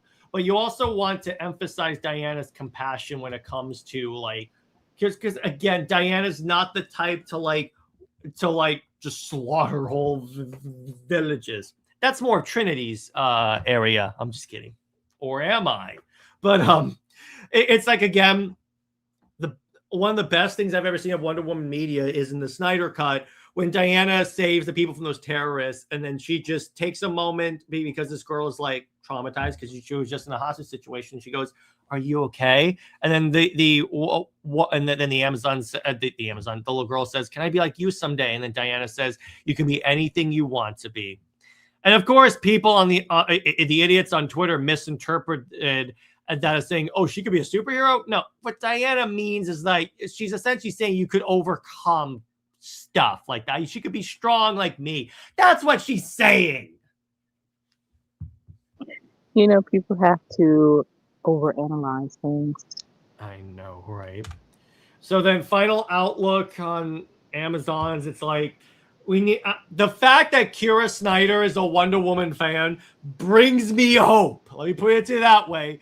Because I'm like, at the very least, it probably won't be her fault if the show screws up. I mean, I think that because they have been working on it since 2022 or so, I think that they have it nailed down. I hope Hopefully. so. Hopefully. Well, remember, you could have said that about the Flash because that one was in practice since 20, I think 13 is when I mean, Flash but came that out. that was in script hell forever. So that was a disaster waiting to happen. That is very true. It's just you never know with DC, but it's like they also need to stop focusing on the aesthetic. And by the way, I don't think we talked about this, Britt, but we might as well talk about it here. For this, this is one of the occasions where I think something won't translate well to the screen. I think that I like the for lack of a better term, swimsuit armor that Wonder Woman uses for the comics, but I feel like for the sake of the movies and for the sake of the actresses' comfort, unless they can figure out a way to make it work, armor. Oh, I think she's definitely going to probably have on pants, and I think probably the Odyssey uh That could work, actually. That's not outfit. bad. That's not a bad one, except with out the jacket, I imagine. No, you see the Justice Gang has jackets, so probably. But hopefully she's not going to be doing the bidding of Maxwell Lord, because if so, I'm going to be like, nope. No, I don't think so. I sure hope not. And then NJ says they want the classic press suit. Okay, yeah, that's great in theory, and I agree with you. That's the better suit. But again, we're thinking of, is that going to like overly sexualize the actress? Because we also don't want that. I mean, if the actress is comfortable with it and they find a way to make that suit work, totally go in that direction. Right. But yeah, so then we get to the closing thoughts. It's like yes, I mean, the expectations are low. That's an understatement, Britt. But it's like because not only do you have like not a lot of Wonder Woman content, you had the movie being canceled. You have a crap book under Tom King. You have her mostly good book under Kelly Thompson. But it's like they have the potential again to have another Wonder Woman renaissance like we had in 2017 when Diana reached new heights of popularity because all of a sudden she was exposed to the general audience again. I feel like the general audience forgot about what Wonder Woman is. So I feel like if they nail it properly, this is the potential for DC to finally have that push for Wonder Woman that they keep trying for. Right. And that just goes back as to why she would be important debuting in Man of Tomorrow. Yeah, I know. But it's like again, it's like will DC the like this way. I think the question isn't necessarily will it work. The problem is will that actually will DC be able to execute it? Because let's face it, DC's execution of late hasn't been the best. Right. Yeah, that's true. Yeah, and hopefully a game or animated series. Yeah, exactly. They could definitely make that work. So in conclusion, don't screw up. For the love of God, please don't. Yeah, another thing is if Audrey is Diana, and we already said that, maybe having figured out the lead, she is presented like Gal was in BVS, and throughout the movie, she is in disguise as Diana Prince, and I think that, I mean, the way she is working out, it would make it seem like that she does have a substantial role, and she probably has an action scene. So I would say that she probably um, comes in with the fight against Brainiac, and then the ending of the movie, or maybe the post-credit scene, is going into her movie. I'll give you that. I do hope. I know this is a new 52, or at least new 52 in name only. When Superman and Wonder Woman first meet, can they please do the "You're strong, I know" moment, please? Lower your expectations to probably 6 feet under. I know. I know I shouldn't accept it, but I shouldn't like hope. But it's like just that one thing would make it worth it if she is in that movie. And then watch it. It's Maxima all along, and we're like, oh god damn it, Gunn. And then I'll be like, I told you. This is Gunn we're talking about. Using the right characters for a project isn't in his wheelhouse. Right. But so anyway, so Britt, tell me what you thought about Green Lantern 33 / Green Lantern 600. Okay, so we basically have this, big anniversary issue, and it is focusing on Kyle because he will be sort of a main character or so in the next issues, I'm guessing. So you have a lot of setup with the characters, of course, and their storyline. Again, as I said, my only qualm is that every new issue is a new setup. It's some things that are being wrapped up along the way, but it feels that it doesn't give the attention that it deserves, which it all depends on the character. Um, it's slowly becoming not a Hal Jordan only book for sure. With a lot of, as I said, focus on the different the different lanterns, but you do have, still Jeremy is expanding, a lot of the things, the emotional spectrum and the corpse. Just everyone is who they are, and you are identifying, the different emotional colors or whatever. Yeah, Um, exactly. and I would say that he still has the right balance of certain things. It's just like I said, it's some things that's set up that it's just a setup. Then you go into another setup, and even with the things that he is closing, threads are being tied. It still feels like some things are. It needs more, you know. I'll give you that. The thing that I like about this is because since Kyle is taking over after this issue, I like that he basically retells Kyle's origin and basically reintroduces you to the character in the event that like someone that doesn't know who Kyle Rayner is, all of a sudden it's like, who's this guy? But he's like, oh no, he has this whole history. Plus, he can remind you about what, if you do know Kyle, all the cool stuff he's done. Like he rebuilt the Green Lantern Corps. He was an artist beforehand who worked for a comic book company. It's kind of meta comic booking there. And then the thing about it is like the next few issues, because obviously I've read ahead, I'm following this month to month, are pretty fun, particularly the Kyle Rayner part, because as opposed to like a lot of the Green Lantern Corps stuff has been very like in space, cosmic war, a lot of this is very grounded, and Jeremy does go back and forth between Kyle and Hal, so it's not like he forgets about Hal.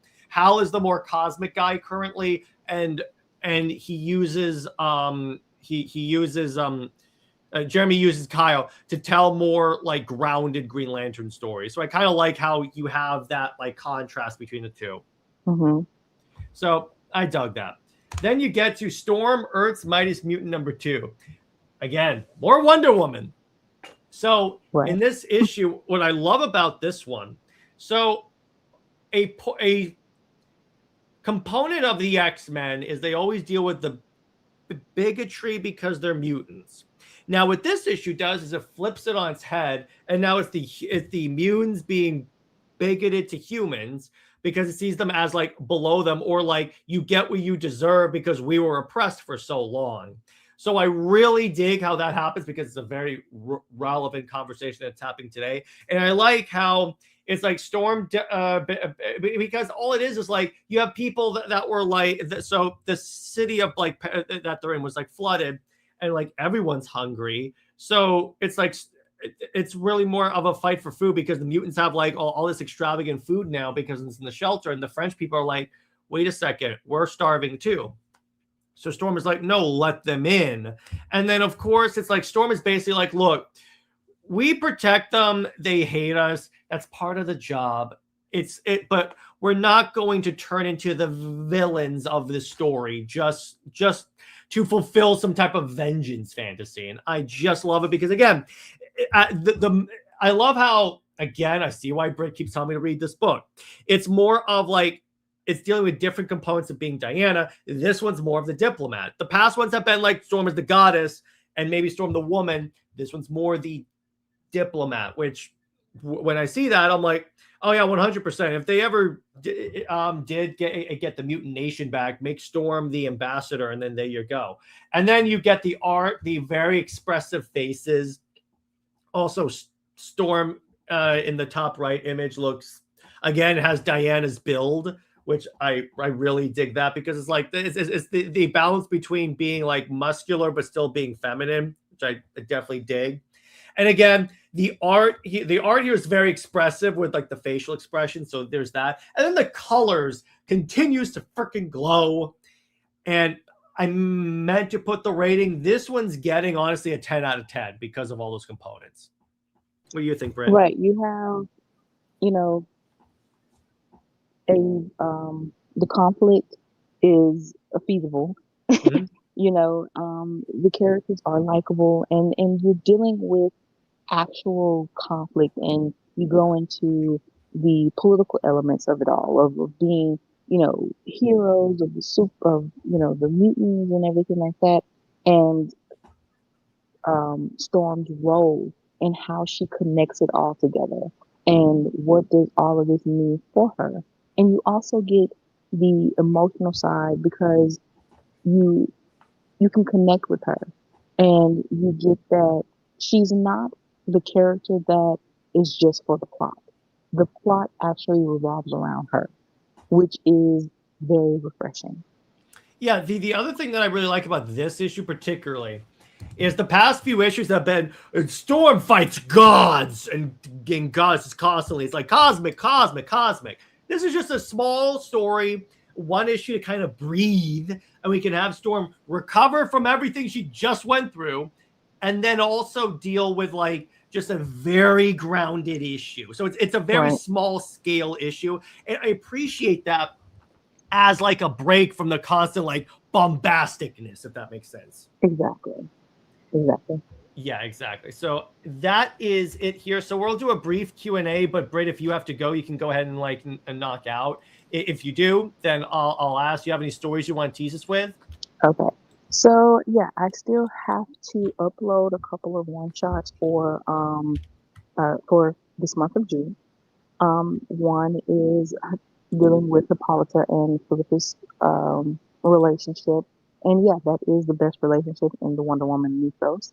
I also have the last chapter that I'm really, trying to finish up and close. That is Awaken Desire's last chapter.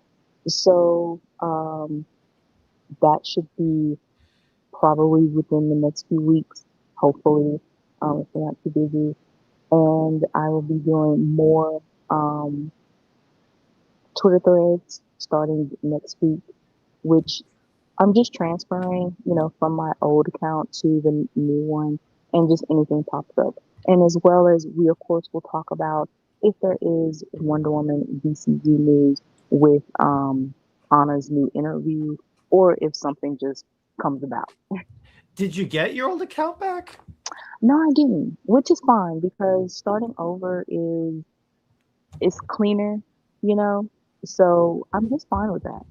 Okay, I'll just that works. transfer, and it's more of Wonder Woman, geared, still has the music base and all of that, but I'm a little bit more cleaner.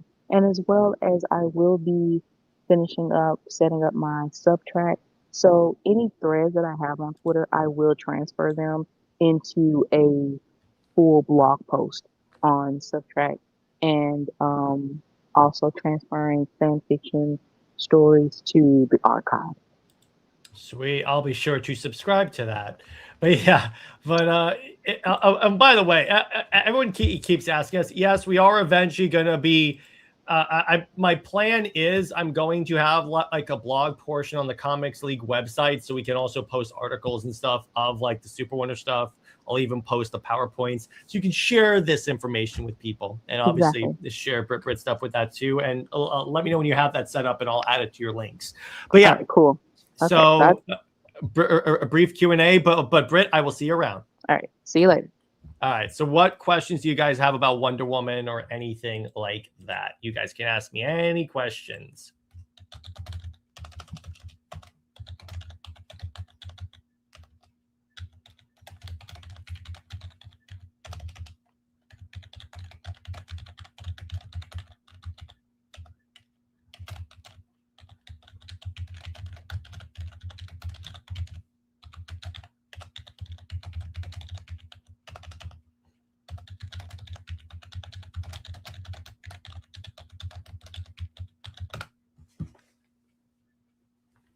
But yeah, so what other questions do you guys have regarding Wonder Woman or anything like that when it involves like the character, how she's represented by DC?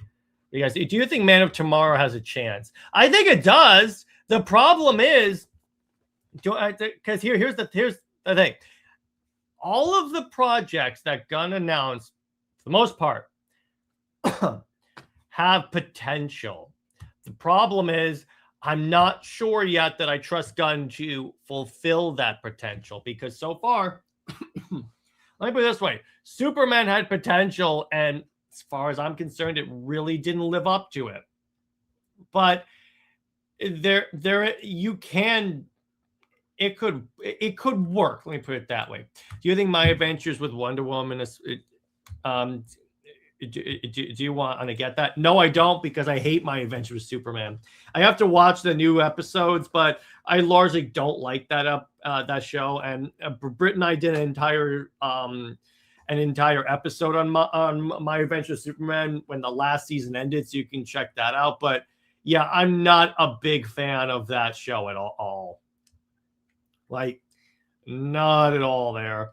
But yeah, I mean, and again, Cameron, it's like all of these projects have potential. The big problem is, again, I don't trust them to fulfill the obligation, the potential yet. Now they could I'm leaving the door open for them to very much surprise me because they very much could. They very much could, 100%.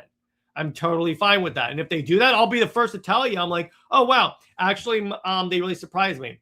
But for this, because I've been disappointed many times, I believe I'm keeping my expectations low, because if you keep your expectations low, no matter what they do, it'll be like, oh, okay, that was better than I thought it was going to be. So there you go.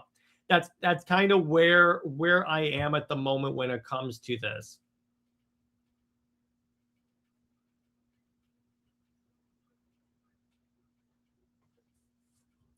But yeah, so what other questions do you guys have?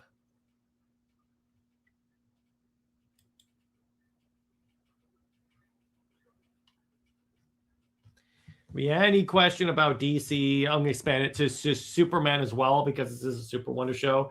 But I just really hope both Wonder Woman projects are a success. She badly needs it. Yeah, exactly. Let's see how the show does first. I think for right now, the show is most likely the one that really has the most potential currently.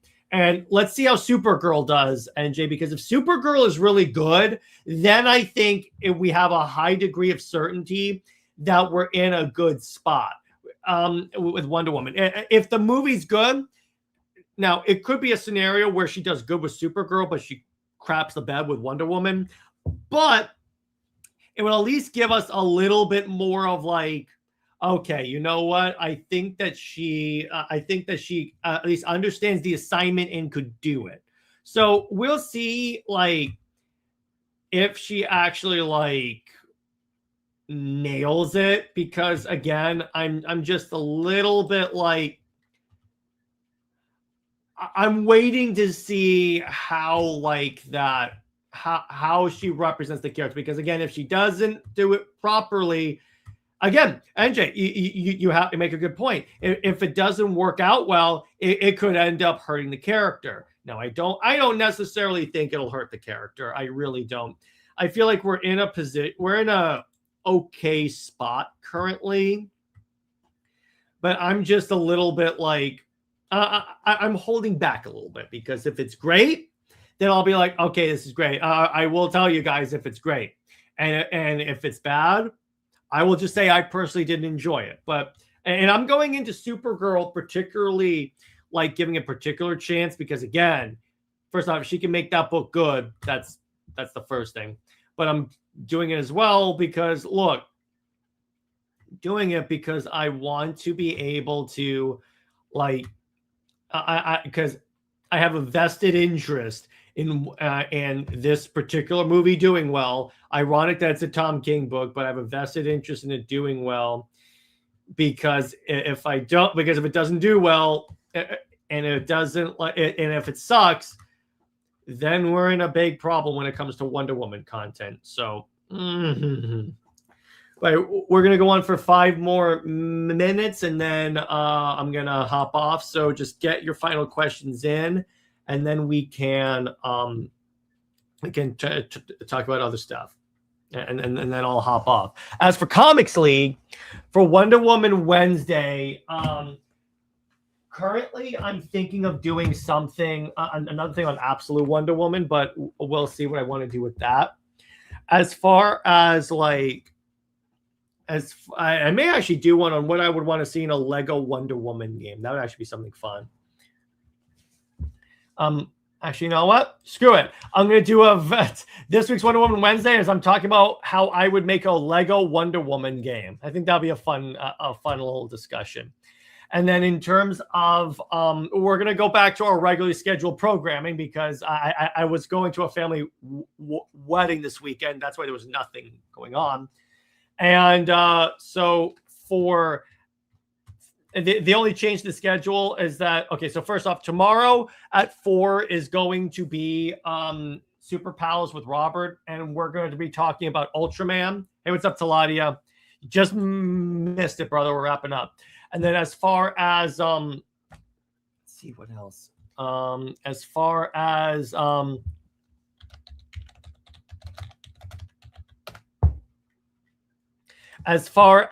let's see what else. Yeah, as far as movie night, we're going to be talking about the He-Man Masters of the Universe movie. CLD, we're going to talk about any of the like comic book announcements that are going on, comic book sales and such, because the sales came out. Under Two Capes, I have to look back at what I said was going to be the thing. Did you hear about the Blade game? We'll talk about that in CLD, Taladia. And yeah, for Super Wonder Legacy next week, Britt and I will get back to you on that. Be sure to check that out. But yeah, so there's a lot of fun stuff that is gonna come out. But we'll definitely check out, see where things stand as time goes by. But it's gonna be a very interesting like few days for content and stuff. But so let's see. Any final questions before we wrap up, and then I go grab some food.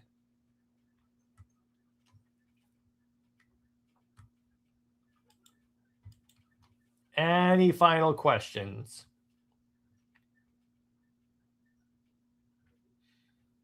Any great questions? Because why did you guys hear that? I said it earlier, but I'll say it for anyone that just came in because we're going to talk about CLD. Supergirl toys are already on clearance. Interesting. My Adventure with Superman designs. Yes, we're definitely going to need to talk about that. Oh yeah, Supergirl. Okay, we can talk about that. The new designs. I like the cape draping over Superman's shoulders. That I do like. I don't like Bizarro's design. I just don't. I love Kara's suit. I love her Supergirl suit. So at least they have some stuff that I really like. I don't like how they went back to him having trunks. So I'm like, oh, come on, guys. Not a big fan of that. But everything else, I'm like, okay, this is not really the worst thing on earth. It's from a looks perspective, from a suit perspective, it's not really like anything that I would say would be horrible. It's not like the Brainiac design when he took over Superman. That was not the biggest fan of. But everything else, and from a look perspective, it looks pretty, and Lois being lame as usual. Well, that's obvious, brother. That's obvious. Most of the current mainline is not interesting. Green Lantern, I think, is fun. Zatanna is really fun. Justice League, I like. Superman, I think, is pretty fun. in terms of from a perspective. Most mainline Wonder Woman is not interesting. Oh, I will agree with you on that one, NJ. I will agree with you on that one. The Council of Loises. Don't tell me they make a return. If they do, then I'm going to be in big trouble. That episode is getting a deduction of 5 points for every time Lois shows up out of 10. And for every Lois that shows up, it gets a -5. A -10 if they're all the annoying Loises. But yeah, I think that's a good place to leave it. Stay heroic, everyone. Remember, Lois Lane's Lois Lane, and please, for the love of God, James Gunn, don't screw up Wonder Woman. See you guys later. Bye-bye.